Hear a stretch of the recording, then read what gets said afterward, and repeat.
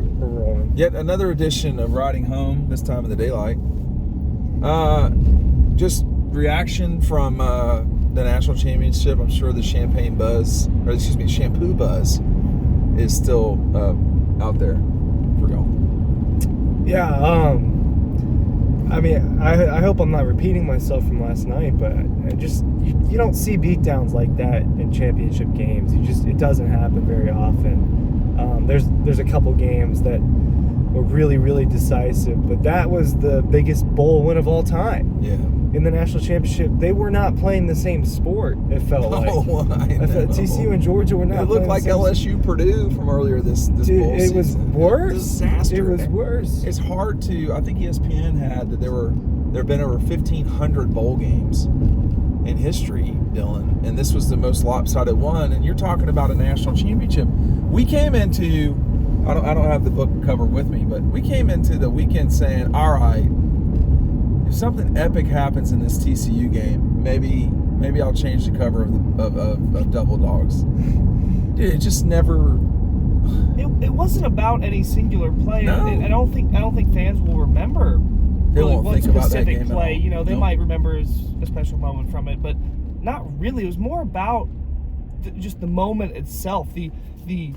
Just absolute domination of them. 1.1 miles on here. On the and just going straight. And we'll go right. What game? And don't be influenced by my view of the world. What game will this season be remembered or defined by? The Tennessee game or the Ohio State game? It's going to be the Ohio State game. I mean, it's pretty. That's a clear-cut thing. I think so. I mean, the missed field goal, the comeback. I mean, the Tennessee one was complete domination as well, and people will remember it because they know Tennessee people better, and there's more of a history there. But the Ohio State one is a much more important game because that was the national championship. And Ohio State fans feel that way. I'm sure TCU fans will look at it objectively and realize that as well. Like, whoever won that game won the national championship. And that's why it has to be the crucial point of the season. We felt that way heading into the Peach Bowl, that the winner of that game was probably going to go on to win a national championship. It ended up being true. When you look back at the season, I think there's a lot of things people are going to remember, but the Peach Bowl, missed field goal, the comeback in the fourth quarter, that is always going to, just like in 2017, people remember the heartbreak, but they also remember how awesome the Rose Bowl was. Yeah. And this year, Notre Dame. this year was full of moments like that. You opened the season in Mercedes-Benz Stadium, just beating the crap out of Oregon, and then Tennessee is one of those moments people are going to remember the Missouri game. People are going to. The SEC championship, they put up 50. Stetson going to the Heisman. People will remember a lot of moments from what ended up being a perfect season. It's hard to reconcile that they had a perfect season, because it doesn't feel like they did. No, right? Because there were so many little things across the way. But this van lives at the macro level. I think it's macro. We live at the 4-foot level. We are totally in the weeds. This light going right. And so we know where everybody is buried on the Georgia faithful, what they're upset about, what they feel like coming into stuff.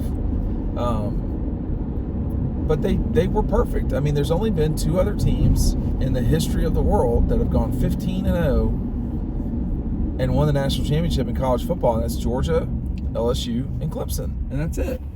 And, I don't know that I would say they're better than the LSU team. They're better than that Clemson team was. Well, and one reason why I think it's hard for us to kind of almost rationalize that they're undefeated is because I think we would all agree that they're not as good as they were last year. Last year's team was better. I didn't think so. Yeah. And they didn't go undefeated. They didn't have that opportunity, but this team did. And so it's weird to think that really they did better than them, even though we would say that they're not as good. Hey, make sure you're picking up Double Dogs. The link is down below. I do not have the cutout because we got rolling around here in Los Angeles. Yeah, there really is. We're out on these LA streets right now. We're just trying to survive. I mean, I've not slept since Sunday night. What day is today? What did you do from 5 to 8 When a.m.? did we go to bed? Was your wife sleeping? She slept for a second or two.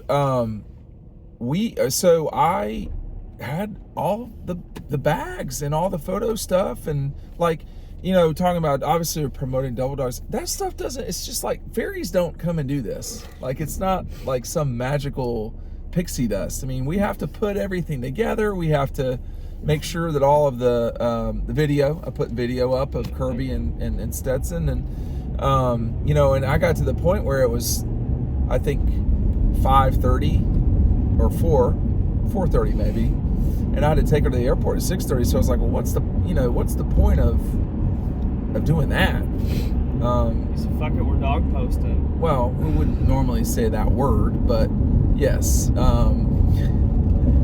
Anyway, That's on me. it's all right. Yeah, I mean, it just was. These national championships are long nights. I mean, and then of course this morning got to visit with Kirby and Stetson, and I think Bullard. He didn't say much, but when I say this shop right there, yep. It's Whoa. very interesting. yeah, I got you. Man. He's kind of driving aggressively for being in that situation. Oh, I'm just gonna have to turn around. I thought, you know, and when I say visit, I mean look at photos while a press conference going on. Kirby's been pretty emotional lately. Dude, yeah, he's a little been bit pretty different than he emotional used to lately. be, man. I think he kind of always seemed as this. I guess from the outside looking in, we're not in practice all the time. We're not in these meetings, so we don't really see like a Kirby with a smile on his face very often. And I think he's really taken this all in from the last couple of years.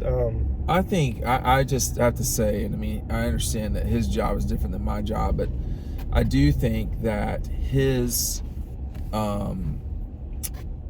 it is my opinion that he is becoming a healthier human being mentally and so forth because of the way that he's working with these players now. I mean, I don't think the connection thing is, I don't roll my eyes about that. I think it does matter.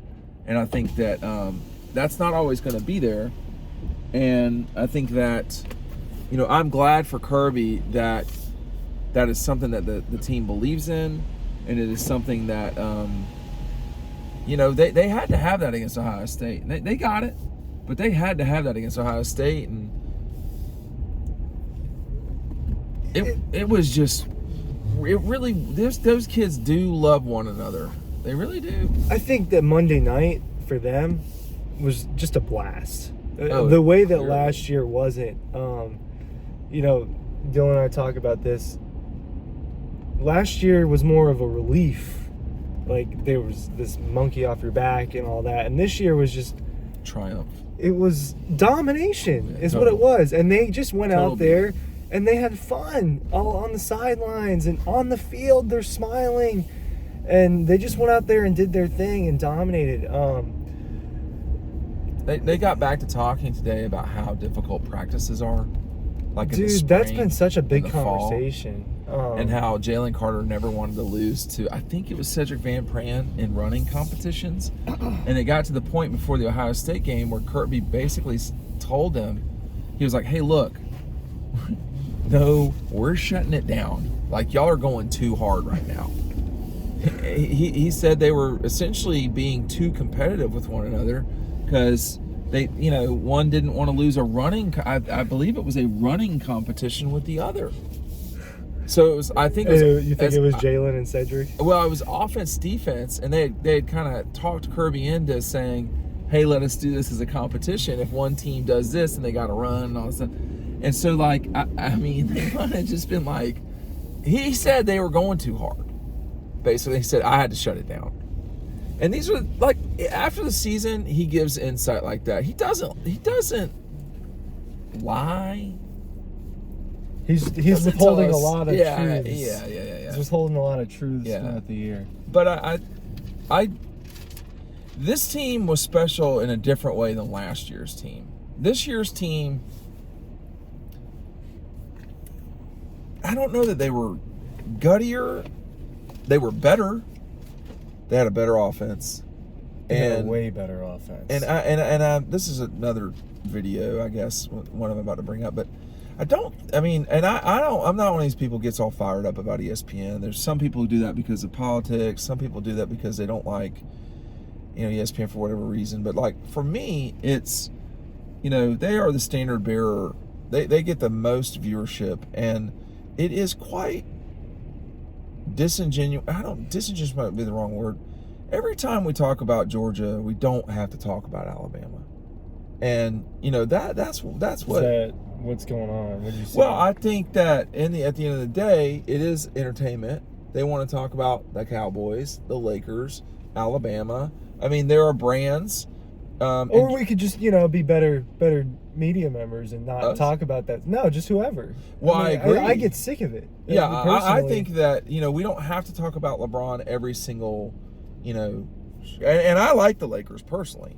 So, but I don't think we need to talk about every. I mean, it's NFL quarterbacks, very specifically stars / the Cowboys.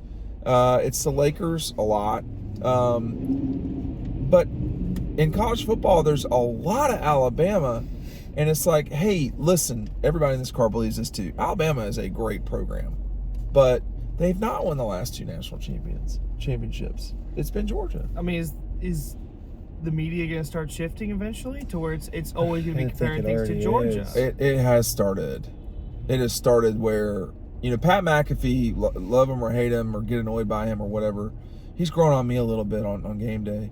But he's the one that was saying, hey, people are starting to say, we want Georgia.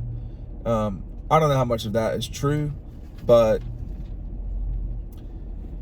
there's going to be the natural, because they're right next to one another, because they're in the same league, because they're so elite, both of them, there's going to be the natural thing where you compare the two, because I think Alabama gets it from the Georgia side sometimes as well.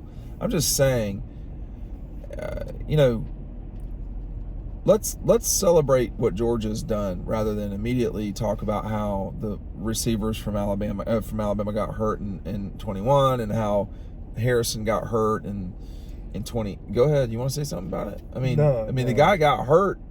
He did. I mean, he got hurt after 2 quarters of almost not catching the ball at all. Yeah, injuries are a part of the game. Yeah, exactly. Man. Georgia played last year without George Pickens. So Georgia didn't have George Pickens or Adam Anderson at the end of the year. Georgia's missing Nolan Smith this year. People. Yeah, come on. It's almost the Nolan Smith thing almost got brushed under the rug. I feel like guys, this is a potential first round. This is a potential first round draft pick, and your defensive leader. Yeah. He's a de facto coach for them. Yeah, no question. He's out there braced up. Darnell's out there limping around. Ladd last week is freaking limping. Warren McClendon did not play. He played a little bit. Against Ohio State. Oh, no, He what were we going to say, Dylan? Well, a huge testament to Nolan Smith. For sure. For still being extremely involved with the team.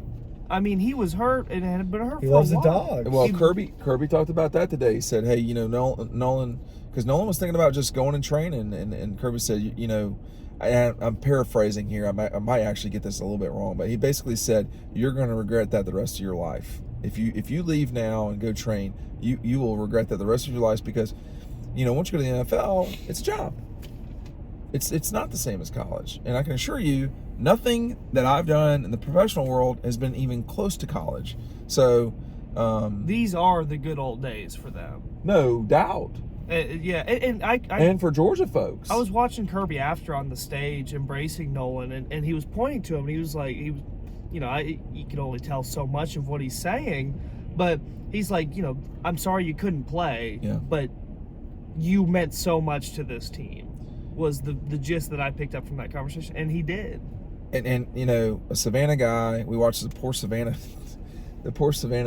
sports guy having to go live at 4:30 in the morning Eastern. It was for us, it was nuts.